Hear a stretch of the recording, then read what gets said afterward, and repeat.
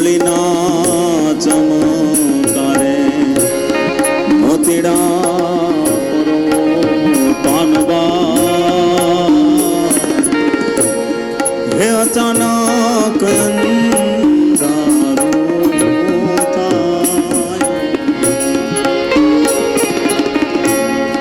જોતા રે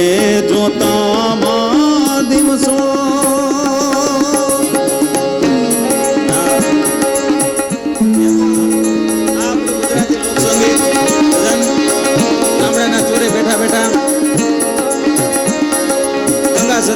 પોતાના 52 ભજનમાં